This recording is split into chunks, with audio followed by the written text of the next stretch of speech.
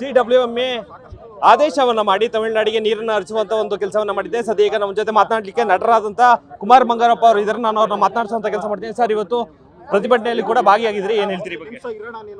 ಕಾವೇರಿ ನೆಲದ ಜಲದ ಬಗ್ಗೆ ನಾವೆಲ್ಲರೂ ಕೂಡ ಒಂದು ಕನ್ನಡಿಗರೆಲ್ಲರೂ ಒಂದು, ಅದು ಗೋದಾವರಿ ಬೇಸಿನ್ ಇರ್ಬೋದು, ಕೃಷ್ಣಾ ಬೇಸಿನ್ ಇರ್ಬೋದು ಅಥವಾ ಕಾವೇರಿ ಬೇಸಿನ್ ಇರ್ಬೋದು.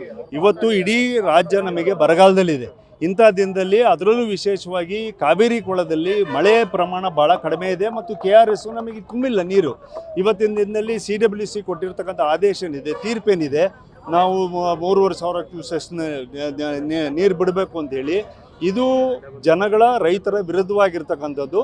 ಹಾಗಾಗಿ ಯಾವುದೇ ಕಾರಣಕ್ಕೂ ಕೂಡ ಸರ್ಕಾರ, ಬಂಗಾರಪ್ಪನವರ ಶಿಷ್ಯ ಅಂತ ಹೇಳಿ ಸನ್ಮಾನ್ಯ ಮುಖ್ಯಮಂತ್ರಿಗಳು DK ಶಿವಕುಮಾರ್ ಅವರು ಇದ್ದಾರೆ. ಬಂಗಾರಪ್ಪನವರು ತಗೊಂಡಿರ್ತಕ್ಕಂಥ ನಿರ್ಧಾರವನ್ನು ಮತ್ತೊಂದು ಸಾರಿ ತಾವು ಕೂಡ ದಿಟ್ಟವಾಗಿ ಈ ಭಾಗದ ರೈತರ ಪರವಾಗಿ, ಜನತೆಯ ಪರವಾಗಿ ತಾವು ತಗೋಬೇಕು ಅಂತೇಳಿ ನಾನು ವಿನಂತಿ ಮಾಡ್ಕೊಳ್ತೀನಿ. DK ಶಿವಕುಮಾರ್ ಅವರು ಎಲ್ಲೋ ಒಂದ್ ಕಡೆ ರೈತರಿಗೆ ಸಾಕಷ್ಟು ಮೋಸ ಮಾಡ್ತಿದ್ದಾರೆ ಅಂತ ಅನ್ಸುತ್ತೆ. ಇದು ಮೋಸದ ಪ್ರಶ್ನೆ ಅಂತೇಳಿ ನಾನು ಒಬ್ಬರಿಗೆ ಅಥವಾ ಸರ್ಕಾರಕ್ಕೆ ಪಕ್ಷಕ್ಕೆ ಹೊಂದಿಸೋದಕ್ಕೆ ಹೋಗೋದಿಲ್ಲ. ಯಾಕಂದರೆ CWC ಕೊಟ್ಟಿರ್ತಕ್ಕಂಥ ತೀರ್ಮಾನ ಅದು.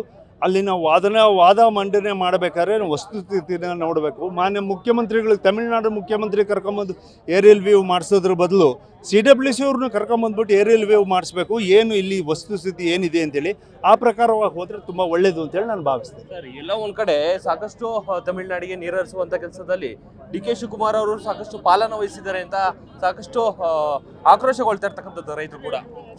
ಒಬ್ಬರ ಹೆಸರಿನ ಮೇಲೆ ನಾನು ಹೋಗೋದಕ್ಕೆ ನಾನು ತಯಾರಿಲ್ಲ, ಅಥವಾ ಒಂದು ಪಕ್ಷದ ಮೇಲೂ ಹೋಗ್ತಾರೆ. ಯಾಕೆ ಕೇಂದ್ರ ಸರ್ಕಾರವೂ ಅಲ್ಲಿ BJP ಸರ್ಕಾರ ಇದೆ, ಅಲ್ಲಿ ನಮ್ಮ MP ಗಳಿದ್ದಾರೆ, ಇಲ್ಲಿ ಶಾಸಕರಿದ್ದಾರೆ, ಮಂತ್ರಿಮಂಡಲ ಇದೆ. ಇವರೆಲ್ಲರೂ ಒಟ್ಟುಗೂಡಿಸಿ ಸೇರಿಕೊಂಡು ಒಂದು ಕನ್ನಡಿಗರ ನೆಲ ಜಲವನ್ನು ಮತ್ತು ಕಾವೇರಿಯ ರೈತರ ಉಳಿಸ್ತಕ್ಕಂಥ ಕೆಲಸವನ್ನು ಅವ್ರು ಮಾಡಬೇಕಾಗತ್ತೆ. ಹಾಗಾಗಿ ಇದರಲ್ಲಿ ಪಕ್ಷ ಪಂಗಡಗಳನ್ನ ತಂದುಬಿಟ್ಟು ಇದಕ್ಕೆ ಮತ್ತೆ ಅದರಲ್ಲಿ ಗೊಂದಲ ಹಚ್ಚತಕ್ಕಂಥದ್ದು ಅಷ್ಟು ಸರಿಯಲ್ಲ ಅಂತೇಳಿ ನಾನು ಭಾವಿಸ್ತೀನಿ. ಚಿತ್ರರಂಗನೂ ಕೂಡ ಈ ಒಂದು ಹೋರಾಟದಲ್ಲಿ ಎಲ್ಲೂ ಕೂಡ ಭಾಗಿಯಾಗ್ತಿಲ್ಲ ಅನ್ನೋದು.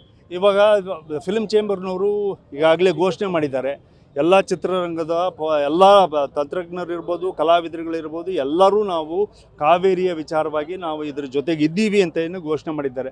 ಅವ್ರು ಯಾವ ರೀತಿಯಾಗಿ ಕಾರ್ಯಕ್ರಮಗಳನ್ನ ಹಾಕ್ಕೊಳ್ತಾರೋ ಆ ರೀತಿಯಾಗಿ ಇಡೀ ಚಿತ್ರರಂಗ ಕಾವೇರಿಯ ಸಮಸ್ಯೆಗೆ, ಯಾಕಂದರೆ ಅದು ನಾವು ಇದಕ್ಕೆ ಡಾಕ್ಟರ್ ರಾಜ್ಕುಮಾರ್ ಅವರು ನಮಗೆ ನಾಂದಿ ಹಾಡಿದ್ದಾರೆ ಮತ್ತು ಅಲ್ಲಿಂದ ನಡ್ಕೊಂಬಂದಿದೆ. ಹಾಗಾಗಿ ರಾಜ್ಕುಮಾರ್ ಅವರು ಹಾಕ್ಕೊಟ್ಟಿದ್ದಾರೆ, ಬಂಗಾರಪ್ಪನವ್ರು ಹಾಕ್ಕೊಟ್ಟಿದ್ದಾರೆ, ಅಂಬರೀಷ್ ಅವರು ಹಾಕ್ಕೊಟ್ಟಿದ್ದಾರೆ, SM ಕೃಷ್ಣ ಅವರು, ಇಲ್ಲಿ ಇರ್ತಕ್ಕಂಥ ಮದೇಗೌಡರು ಆದ್ಯ ಸಂದರ್ಭ ಮಾಡಿದ್ದಾರೆ. ಅನೇಕ ಮುಖ್ಯಮಂತ್ರಿಗಳು ತಗೊಂಡಿರ್ತಕ್ಕಂಥ ನಿರ್ಧಾರಗಳಿದ್ದಾವೆ. ಇವತ್ತು ಕರ್ನಾಟಕದಲ್ಲಿ ಬರ ಇದೆ. ಯಾವುದೇ ಕಾರಣಕ್ಕೂ ಕೂಡ ಅದರ ವಿರುದ್ಧ, ರೈತರ ವಿರುದ್ಧ ಮತ್ತು ಜನತೆಯ ವಿರುದ್ಧ ಹೋಗಬಾರ್ದು ಅಂತೇಳಿ ನಾನು ಸರ್ಕಾರವನ್ನು ಒತ್ತಾಯ ಮಾಡ್ತೀನಿ.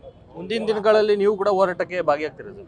ಇವತ್ತಾಗಲೇ ಬಂದಿದ್ದೀವಿ, ಇವತ್ತಿದ್ದೀವಿ, ಮುಂದೂ ಕೂಡ ಇರ್ತೀವಿ. ಯಾಕಂದರೆ ಇದು ನೂರಾರು ವರ್ಷಗಳ ಸಮಸ್ಯೆ. ಇದು ಒಂದೇ ಸರಿಗೆ ಹರಿದು ಬಿಡ್ತದೆ ಅಂತೇಳಿ ನಾನು, ಯಾಕಂದರೆ ಪ್ರಕೃತಿ ದತ್ತವಾಗಿರ್ತಕ್ಕಂಥ ಕೊಡುಗೆಯನ್ನು ಕೊಟ್ಟಿರ್ತಕ್ಕ ಅದ್ರ ಮೇಲೆ ಅವಲಂಬಿತ ಆಗಿರ್ತಕ್ಕಂಥದ್ದು.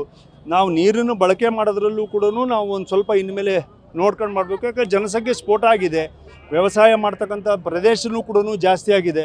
ಇದನ್ನೆಲ್ಲದೂ ನೋಡ್ಕೊಬೇಕು. ತಂತ್ರಜ್ಞಾನ ನಮಗೆ ಇವತ್ತಿದೆ, ನೀರು ಬಳಕೆ ಮಾಡೋದು ಯಾವ ರೀತಿಯಲ್ಲಿ ಹೇಗೆ ಅಂತೇಳಿ ಇದನ್ನೆಲ್ಲ ನೋಡ್ಕೊಂಡು ಮಾಡಬೇಕು.